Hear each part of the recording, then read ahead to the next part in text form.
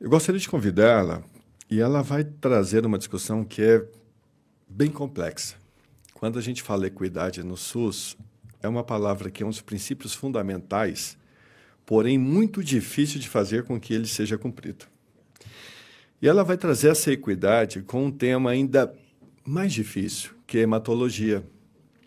Quando a gente considera a hematologia, por exemplo, hoje no país, das 353 unidades habilitadas em alta complexidade de oncologia, nós só temos 142 que têm hematologia, ou seja, apenas 40%.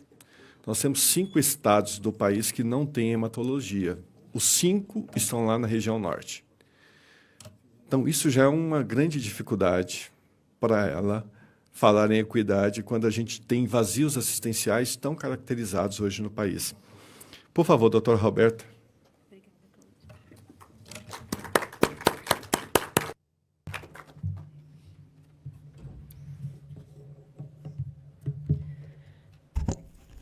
Boa tarde a todos da mesa e aos que nos assistem presencial e virtualmente também. Muito obrigada pelo convite, é uma honra fazer parte desse fórum e poder trazer um pouco dessa discussão tão complexa, como o Cláudio introduziu. E meu foco hoje é falar um pouco para vocês sobre metodologia, né? O que está acontecendo no mundo da avaliação das tecnologias em saúde para que a gente consiga, de fato, trazer a equidade para o centro das questões e para as tomadas de decisão também. Com meus conflitos de interesse, eu atuo como diretora médica de uma consultoria que presta serviço para diversas indústrias farmacêuticas. Bom, vamos falar um pouco, então, para começar, de jornada das tecnologias. Então, quando a gente tem um tratamento na ponta, um tratamento que a gente precisa indicar para algum paciente, esse tratamento percorreu uma linha do tempo que geralmente dura décadas. A primeira etapa é a pesquisa e desenvolvimento, e a gente pode esperar, na primeira mesa foi falado bastante de inovação, de tecnologia, principalmente com o advento, por exemplo, da inteligência artificial, a área de drug discovery, que são as descobertas de novas moléculas que demoravam anos, passando a ser resolvidas em dias, em semanas. Então, é esperado um boom de lançamentos e novas tecnologias nos próximos anos. Depois disso, no Brasil, essa tecnologia tem que passar pela Anvisa para ser avaliada quanto à segurança, eficácia, qualidade, receber o seu registro de comercialização. E no Brasil também a gente tem um controle de preço máximo com que esse medicamento poderá ser comercializado. Então, a gente passa pela CMED, que é a Câmara de Regulação do Mercado de Medicamentos, para obter o preço que esse medicamento vai praticar no Brasil. Nesse momento, a gente tem a etapa completa e esse tratamento já pode ser utilizado formalmente no país. Mas o que acontece é que, na maioria das vezes, as pessoas não têm condições de arcar com esse tratamento do próprio bolso. Então, ela precisa que os sistemas de saúde forneçam, de alguma forma, esse tratamento para que elas possam usufruir dessa tecnologia.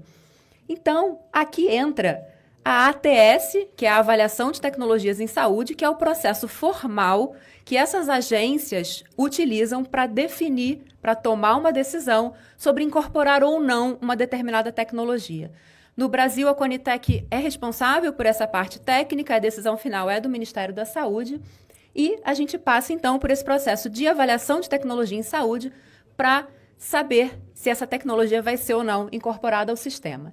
Depois dessa etapa, a gente tem o uso na prática dessas tecnologias em saúde, então a gente vai monitorar a efetividade desse tratamento, a segurança dele em longo prazo e também, em alguns casos, como a Marlene trouxe, mesmo em casos de incorporação, esse tratamento não chega aos pacientes, mesmo passado bastante tempo.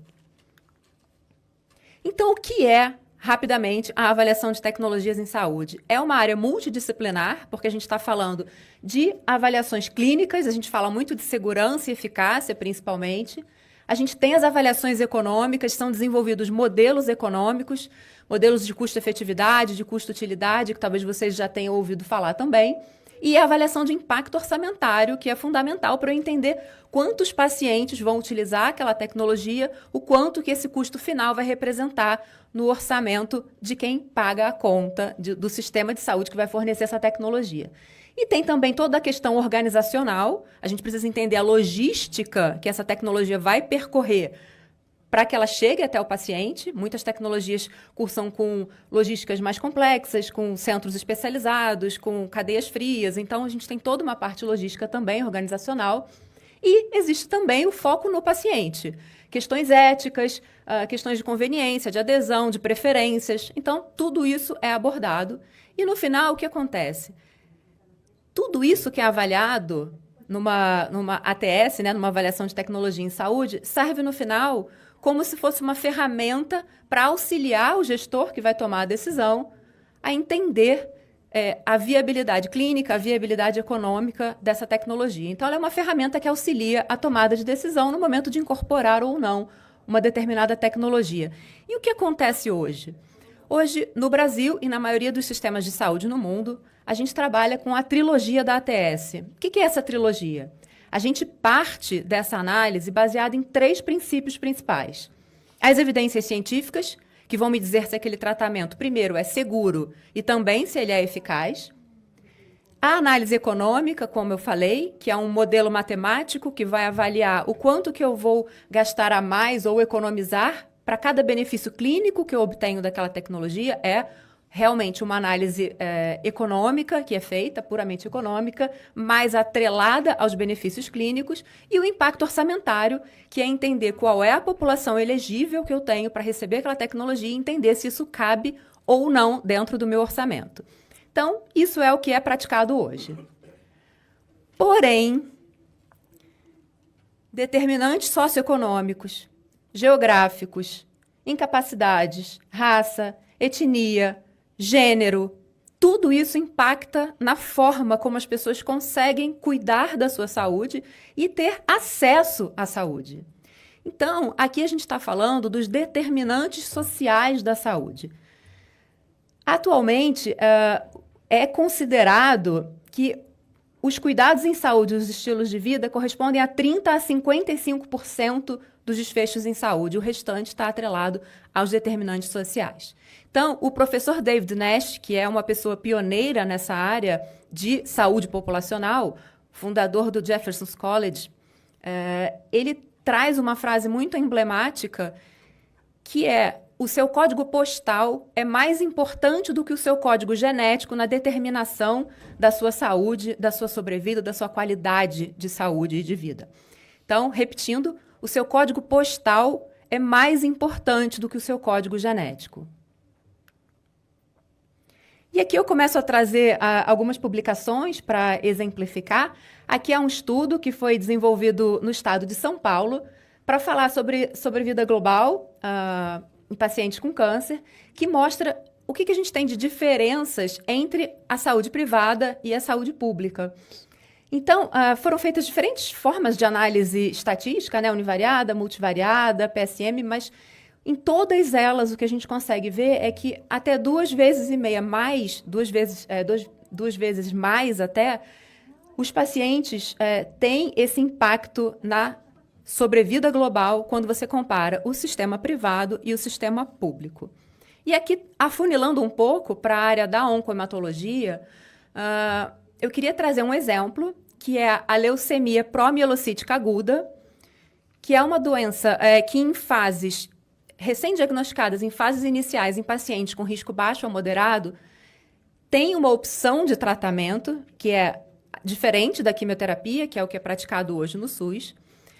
E esse novo tratamento não é tão novo assim, porque ele já tem registro no Brasil há 20 anos e na saúde privada ele é oferecido aos pacientes, exemplificando, acho que de forma prática também, o que a gente vê nesse estudo. Então, os pacientes da assistência privada, da saúde suplementar, conseguem ter acesso a esse tratamento e hoje ele ainda não é disponível no SUS, mesmo apresentando evidências clínicas de ganho em sobrevida global, ganho em sobrevida livre de eventos e também ganhos econômicos por encurtar muito o tempo do tratamento. Na quimioterapia são 2 anos e meio, mais ou menos, de tratamento, versus 9 meses.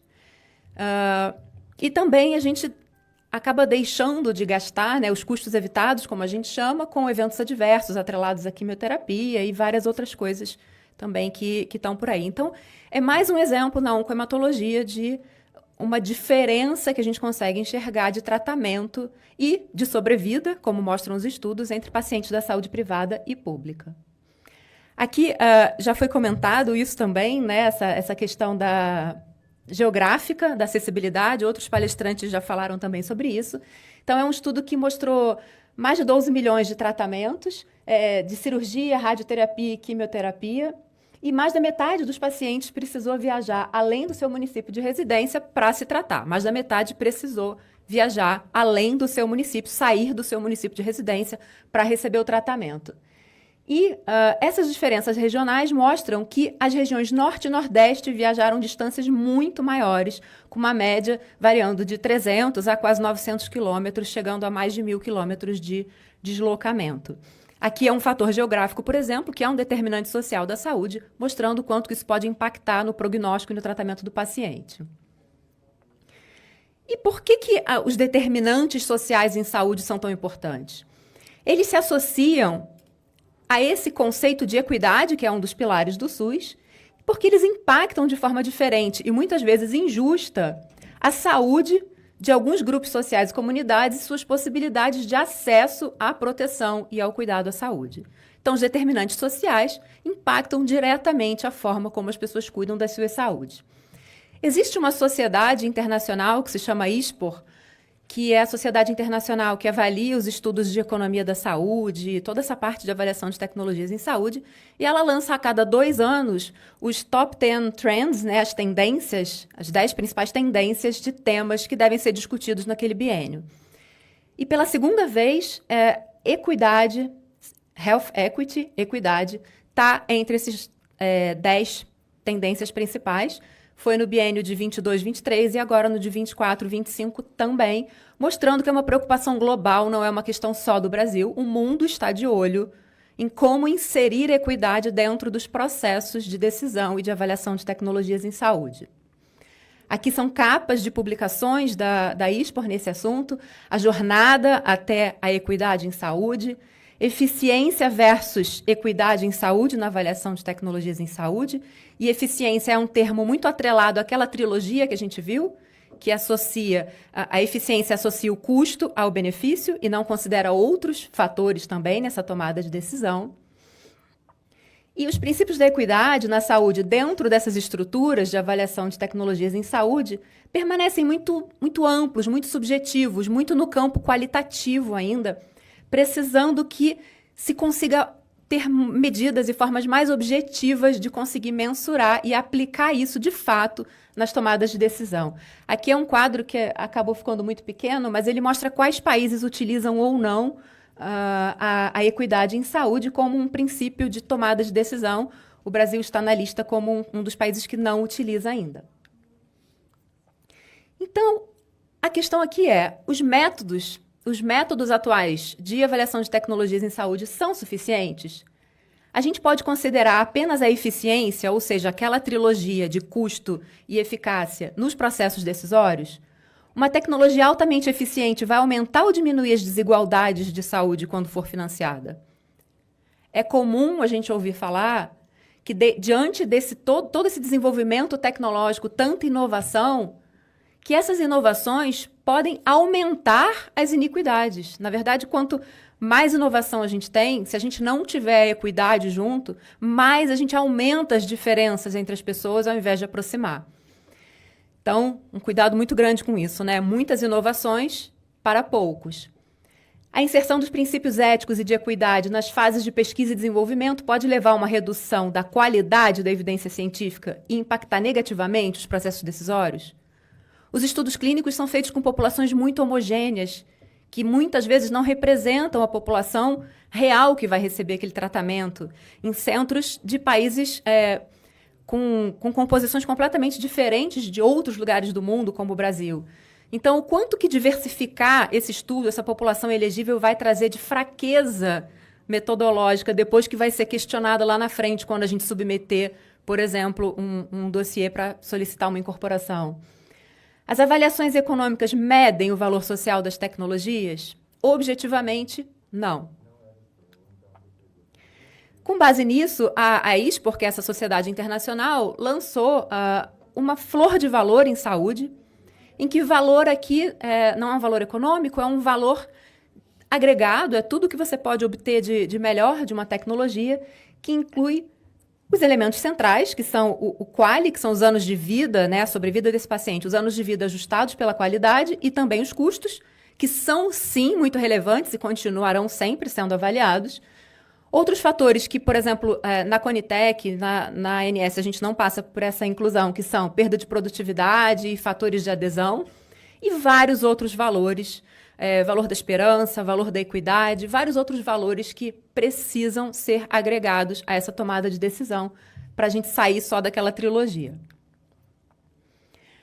Aqui também é um estudo que mostra guidelines internacionais de avaliação de tecnologias em saúde, o quanto que eles consideram cada um desses elementos dessa flor de valor. E a equidade aparece aqui citada em 66% das diretrizes, porém, no caso base, que é aquele primeiro modelo que a gente apresenta, em nenhum caso a equidade foi inserida. Em análise de sensibilidade, ela foi inserida em 9% e em 43% a gente vê a equidade como de uma forma qualitativa, né? Como uma forma descritiva e qualitativa, não como uma forma objetiva que você consiga mensurar e inserir de fato dentro de um modelo econômico para obter esses resultados. Então, quais são as limitações que a gente tem? Primeiro, entender se esses novos fatores estão realmente sendo considerados nas decisões. E a gente vê que isso ainda é muito incipiente, a maioria dos países não utiliza e alguns países estão engatinhando, tentando mudar alguns critérios, priorizando alguns grupos populacionais ou alguns grupos de doenças, mas ainda é incipiente. A gente tem os desafios metodológicos, e aí eu trago para vocês que quando a gente tem muitas opções metodológicas, muita discussão, muita gente falando sobre isso, é porque a gente ainda não chegou a uma conclusão. Ainda não existe uma resposta. Então, existe muita discussão acerca de novos modelos que consigam incluir a equidade, mas sim, são muitas opções e muitas discussões provando que a gente ainda não tem a saída, o resultado que vai, de fato, acontecer nos próximos anos. E uma outra questão são as diferentes perspectivas dos atores dos sistemas de saúde, né, dos stakeholders.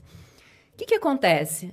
Durante muito tempo, a medicina não deu voz ao paciente.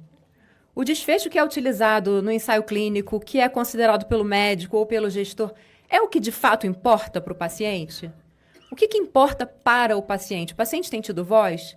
Então, a gente tem muita discrepância também, e vários estudos mostram isso, acho que a Alemanha foi um dos países pioneiros a mostrar isso, que os desfechos para o paciente, muitas vezes, não são os desfechos que os médicos consideram um desfecho de sucesso. Então, a gente, para tentar minimizar isso, precisa dar voz aos pacientes, entender, não só aos pacientes, mas a todos os atores dessa cadeia, para tentar entender o que é importante para cada um, o que cada um precisa receber. E, nesse sentido, a gente tem dentro da página do Ministério da Saúde, diversas opções de fazer parte disso. Então, eu queria aproveitar essa parte mais final aqui da minha exposição para trazer para vocês diferentes possibilidades de dar voz a tantos atores e tantas perspectivas do sistema de saúde. Então, a gente tem as consultas públicas, que acontecem depois das primeiras análises que são feitas, quando é submetido um interno ou externo, algum pedido de reembolso de uma tecnologia, é emitido um primeiro parecer e é aberta uma consulta pública. Então, qualquer pessoa da sociedade, profissional de saúde, gestor, qualquer pessoa está habilitado a participar dessa consulta pública. As audiências públicas ainda não são tão frequentes, mas elas acontecem também com participação social.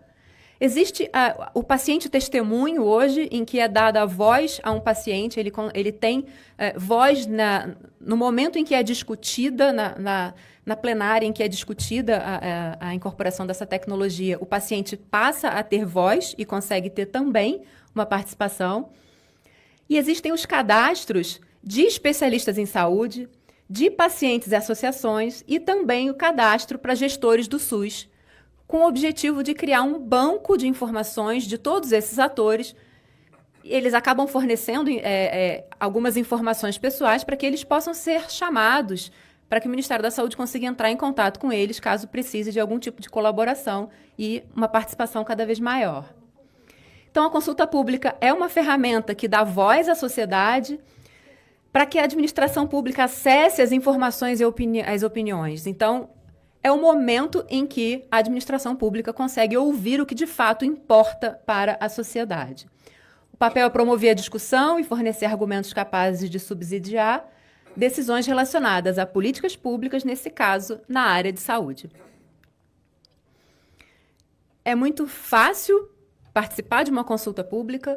Dentro da página da Conitec, no site da Conitec, vocês entram em participação social e vai ter um ícone para consulta pública. Então, basta acessar, vocês conseguem entender quais consultas públicas estão abertas no momento. Esse exemplo que eu trouxe da oncohematologia, dessa leucemia pró-mielocítica aguda, teve já esse fechamento da consulta pública, mas ela ocorreu um mês atrás. Então, a gente está nesse processo de análise agora, de uma segunda análise pós-consulta pública, mas vocês conseguem ter acesso a tudo, todas as consultas públicas que estão abertas e participar tecnicamente ou como a voz da sociedade também. E vocês conseguem acessar também os cadastros para a participação social. Então, é possível fazer parte desses cadastros também para tentar minimizar, como eu falei, essas divergências entre diferentes atores, dar voz a todos eles para que o sistema consiga entender o que é relevante para cada um dos atores. Desculpa, passei. E aqui, só para mostrar para vocês, voltando à linha do tempo, que foi onde eu comecei a nossa análise, que as iniquidades, elas podem ser inseridas a qualquer momento ao longo dessa linha. Então, desde as etapas de pesquisa e desenvolvimento, como eu falei, diversos estudos já começam a segregar desde o início, a plantar iniquidades desde os seus desenhos, favorecendo algumas populações, criando alguns tipos de desenho que não são tão inclusivos. E, no processo de avaliação de tecnologia em saúde, a gente tem o momento de tentar reduzir cada vez mais essas iniquidades e fazer com que os tratamentos cheguem, de fato, a quem precise, no momento certo, com a indicação correta. Então, eu queria lembrar essa frase da Organização Mundial da Saúde, que injustiça social mata em grande escala. Mas a ATS, a Avaliação de Tecnologias em Saúde, é uma ferramenta de política pública. Então, quanto mais a gente falar de equidade, quanto mais a gente discutir metodologias para inserir equidade dentro desse processo, e mais tiver participação de todos os atores, mais próximo a gente vai estar desse cenário de equidade que a gente tanto busca. Obrigada.